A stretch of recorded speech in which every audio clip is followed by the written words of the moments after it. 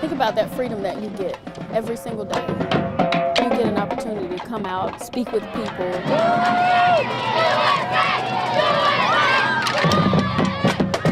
You have this opportunity because of those veterans and because of those that are fighting right now. They just like sacrifice their life for us. Thank you. We love you, veterans!